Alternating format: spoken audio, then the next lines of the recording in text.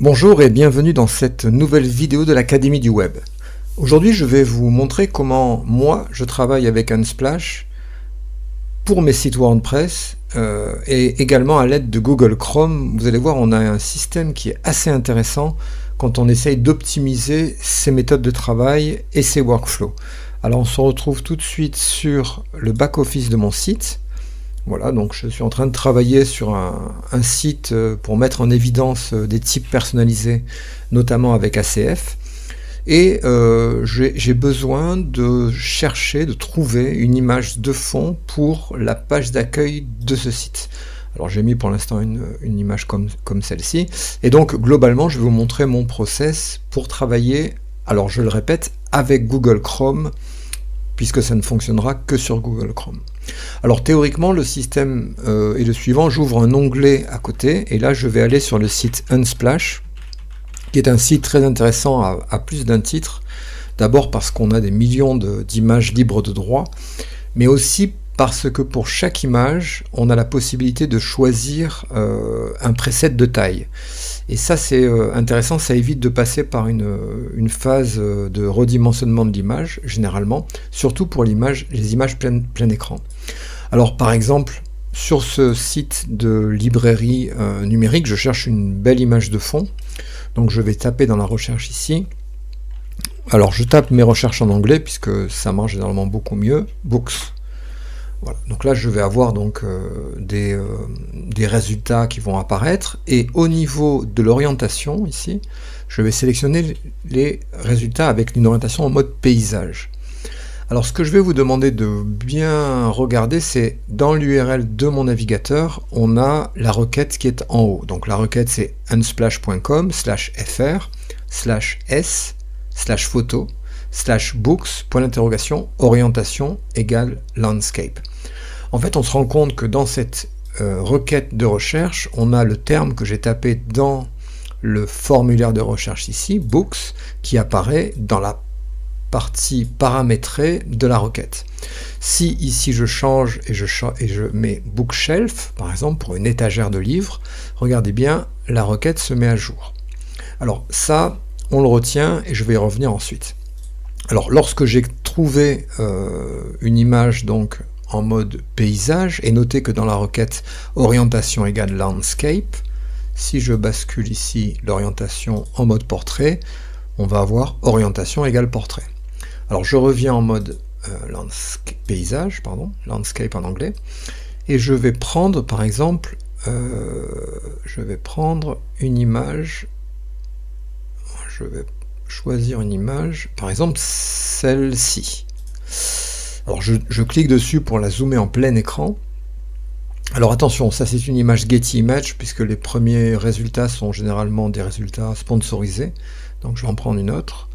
Je vais prendre celle-ci. Voilà. Donc là j'ai cette image là que je souhaite mettre en arrière-plan de mon site.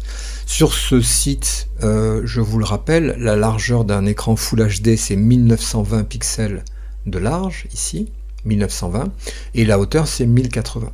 Donc si je veux une image pleine largeur, il faut que je dépasse les 1400 pixels de large pour être sûr qu'elle soit bien mise en pleine largeur, et surtout sans perdre au niveau de la qualité de l'image elle-même.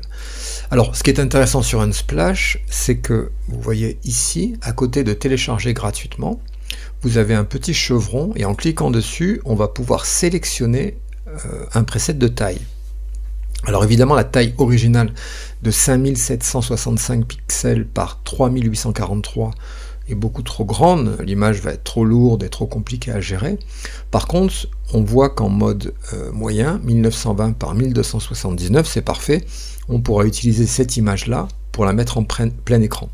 Évidemment, si je souhaitais afficher cette image en petit, j'ai une version 640 par 426 qui correspond à peu près à 640 par 426, une image de cette taille-là, vous voyez, à peu près. Donc il faut bien setter au début, avoir l'idée sur quel format vous allez vouloir gérer l'image. Donc moi je vais la prendre en format moyen écran, ici, et donc automatiquement Unsplash la télécharge dans mon répertoire download sur PC. Ensuite je retourne sur mon site et je vais aller dans modifier avec Elementor, sur le fond de ma page d'accueil, ici, je vais cliquer sur le fond de ce conteneur, dans Style, et là je vais donc téléverser, importer cette image, ici, qui a été mise ici. Voilà, donc l'image a été importée. Et voilà, maintenant je l'ai en arrière-plan. Alors pensez bien à noter dans les arrière-plans de vos conteneurs les paramètres de résolution. Généralement c'est tout le temps le mode entier que moi je sélectionne. La position, centré, ne pas répéter. Et la taille de l'écran, pour moi couvrir, puisque si je fais contenir, le ratio du conteneur ne sera sûrement pas le même que le ratio de l'image, donc on aura du blanc qui apparaîtra. Et c'est la raison pour laquelle on peut répéter l'image, c'est-à-dire qu'elle va se répéter puisqu'elle ne couvrira pas l'intégralité du conteneur. Si vous choisissez couvrir, eh bien, en fait, le système va automatiquement remplir la plus grande des dimensions, même si pour la plus petite des dimensions, une partie de l'image disparaît. Mais c'est généralement ce qu'on va privilégier puisque ça permet d'avoir un conteneur entièrement, vous voyez, rempli. Alors ça c'est la méthode numéro 1. La méthode, je passe par Unsplash et ensuite je récupère mon image. Maintenant je vais vous montrer ma méthode à moi, où je vais aller donc ouvrir un nouvel onglet. Là je vais taper Unsplash, comme ceci, espace. Là je vais taper Bookshelf, validation, et tout de suite je tombe sur le résultat avec ici le bon paramètre, orientation landscape, et le terme qui a été recherché. Je le répète, je le refais une fois, je change la recherche, je tape Unsplash, espace, ensuite je vais taper Books par exemple, validation, et automatiquement Chrome me génère l'URL de recherche avec l'orientation landscape. Ça me fait gagner un temps énorme. Alors je vais vous montrer comment j'ai mis ça en action sur Google Chrome, en tout cas sans passer par aucune extension ni rien. Alors je reviens donc sur la recherche, on voit que l'URL c'est unsplash.com, etc. Ensuite on a le terme de recherche qui apparaît ici, et ensuite l'orientation comme étant un paramètre. Donc ce que je vais faire, c'est que je vais copier cette URL ici,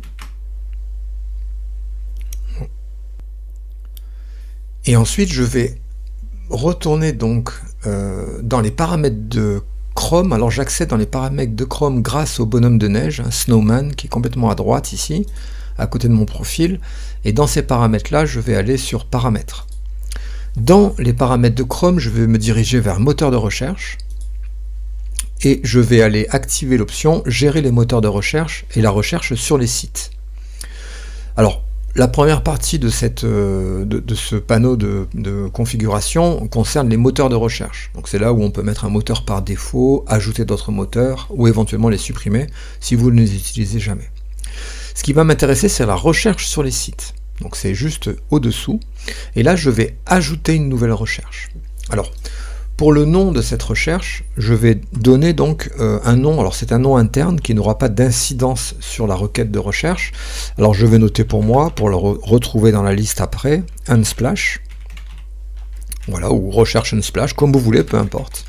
Ensuite, je vais ici indiquer quel raccourci je souhaite donner à cette recherche. Vous avez vu, quand j'ai recherché l'image, j'ai tapé Unsplash et espace ensuite. Donc c'est le keyword, le token, le nom de ce raccourci qui, lorsqu'il sera tapé dans la barre d'URL, sera reconnu par Chrome et lancera la recherche correspondante. On peut mettre ce qu'on veut, mais moi je vais mettre Unsplash. Voilà. Ensuite, je colle la requête que j'avais récupérée auparavant pour avoir la structure. Et là, en fait, Chrome me dit, OK, il faut remplacer la requête de recherche par %s. Donc la requête de recherche, pour moi, c'est books, c'est ici, c'est juste avant le point d'interrogation. Donc là, à la place, je vais mettre %s. Et éventuellement, je pourrais enlever les orientations si je souhaite avoir qu'une orientation, enfin, peu importe l'orientation, ou alors changer l'orientation en récupérant ici le paramètre qui correspond à portrait, qui est orientation égale portrait. On peut également rajouter d'autres, notamment gratuits, avec licence égale free. Alors je vais récupérer celui-ci, comme ça on n'aura que des résultats gratuits. Je retourne ici, je colle l'URL, et ensuite je remplace la recherche que j'ai faite, donc books, par %s. Et là, j'ajoute le raccourci.